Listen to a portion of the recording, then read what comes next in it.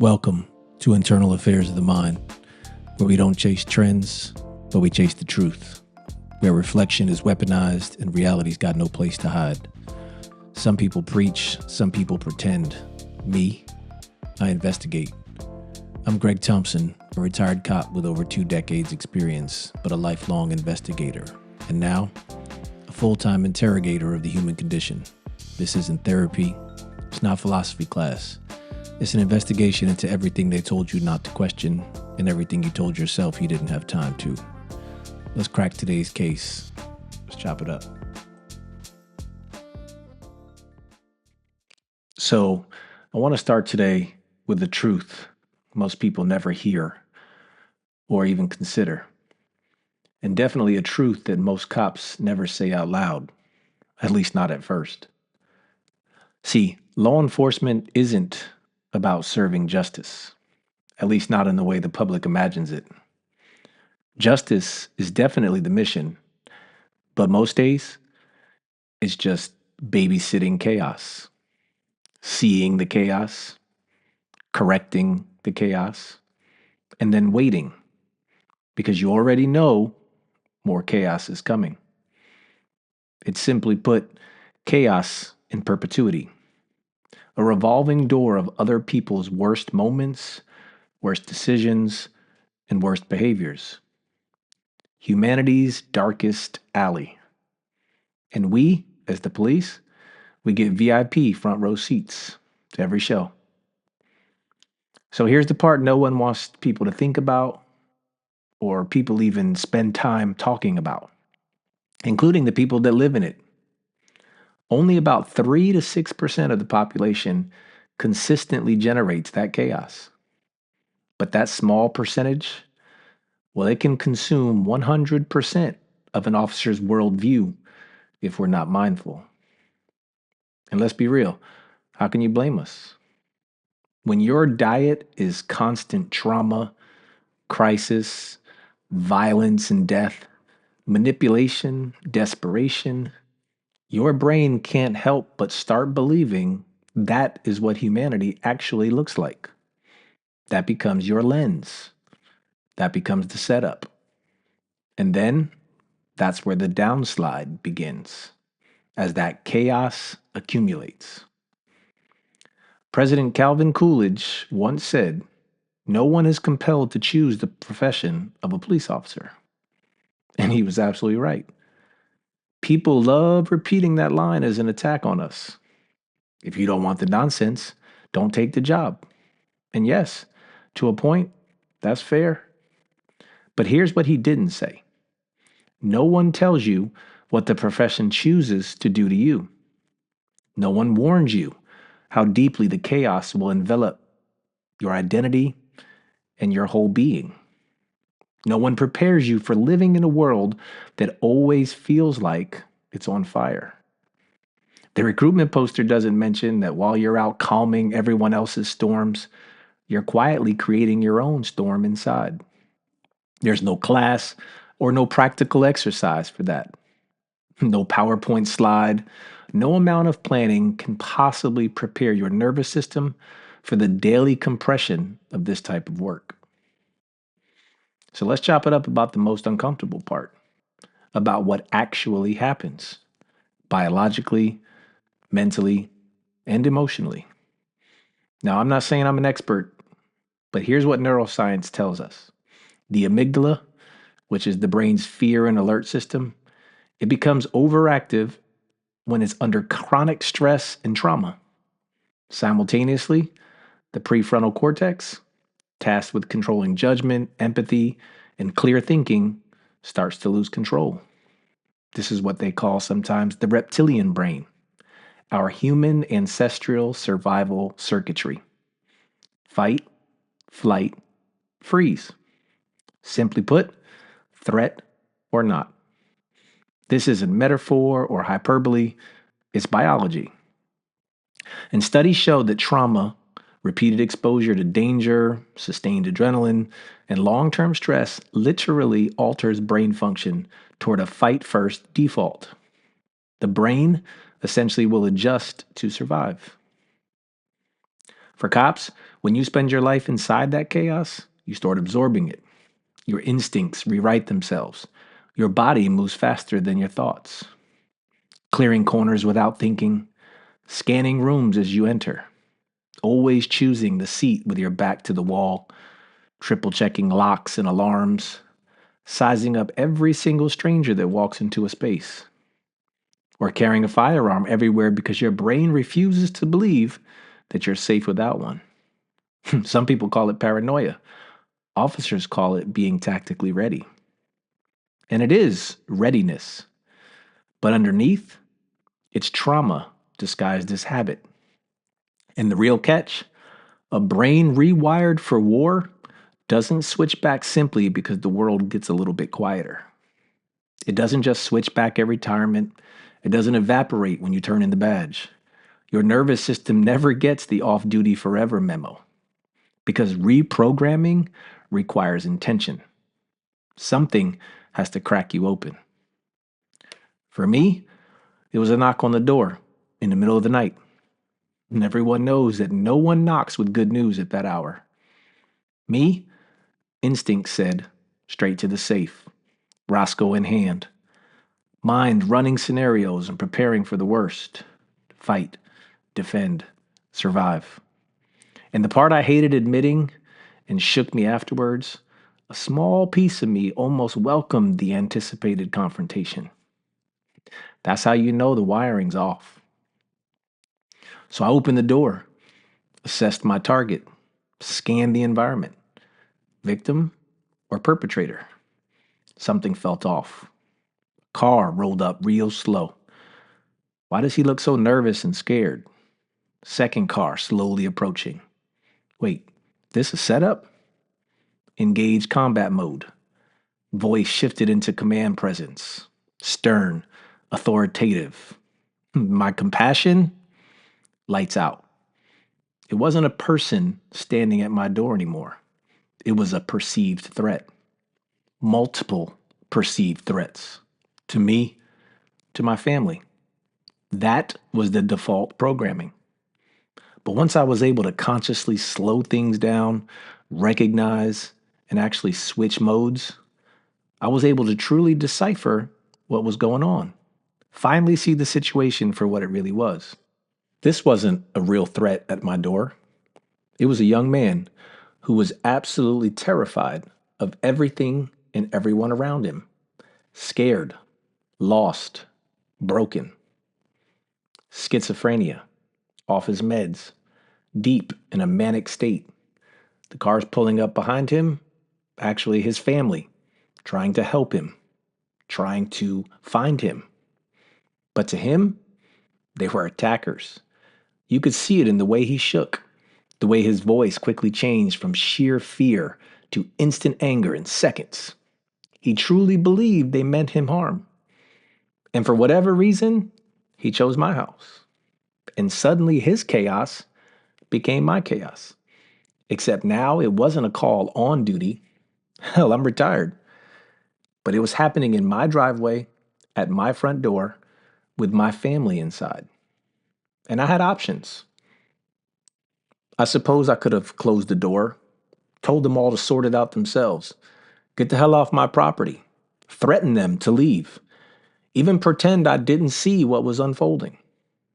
Stayed safe and secure in my locked and guarded home. Or I did what I've always done: help, stabilize, protect. Eventually, I called for backup, the same backup I once was.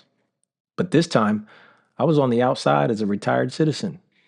But when the officers arrived, instead of compassion or professionalism, cold, irritated, focused on clearing the call and relocating the problem. When I identified myself as a retired lieutenant from their department, you know, same mommy and daddy, same family, essentially they ignored me, ignored the insight I was trying to give. And worst of all, they ignored the human being in crisis. The difference? They never turned it off, never switched modes. In fact, they seemingly dug in deeper as the situation didn't progress as they desired. This hit me hard, much harder than I expected, because I saw it, what we look like when the chaos is winning, what we look like when the job is winning.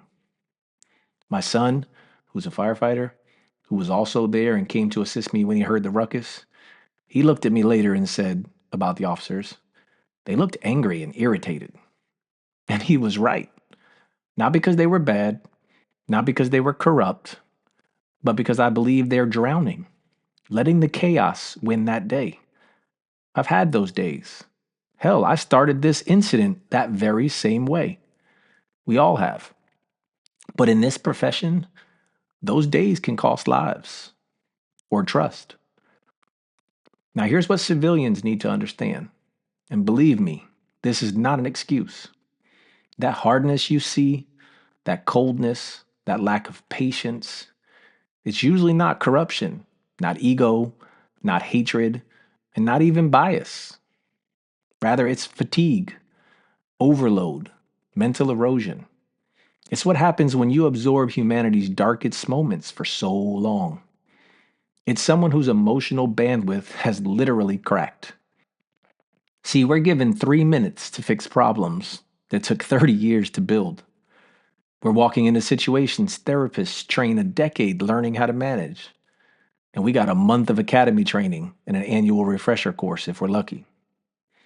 Unlike most professions, there are no breaks from chaos. You don't get to call a timeout. You don't get to say, nope, not today. You rarely get to even process one tragedy before the next one hits. The job stops being something you do and it becomes who you are. And when that happens, the weight of that, it starts managing you. That's when even the best police officers become the worst versions of themselves. And when that happens, my friends, everyone loses. Now, again, and please hear me, I'm not asking anyone ever to overlook injustice or bad policing, but I am requesting informed grace. Sometimes what you're witnessing isn't hatred or malice. I believe it's someone whose humanity is running on fumes, or worse, has evaporated. Now, that doesn't make it right, but it does make it real. And it's worthy of consideration. So before you assume or generalize, before you allow one encounter to define your worldview, before you demand perfection from someone living inside emergencies for years, pause. Consider the story you don't see. Consider the context. And then consider the cost. See, grace doesn't mean you're lowering the standard. Grace just refuses to judge a person by their edited footage. You know, people are quick to extend understanding and thanks to the aftermath of military service. And rightfully so, we should. But somehow, that same consideration rarely extends to law enforcement. And if we're being sincere, the actual exposure isn't even comparable. See, military trauma usually comes in concentrated windows, doses, periods of conflict, specific deployments, moments of direct combat.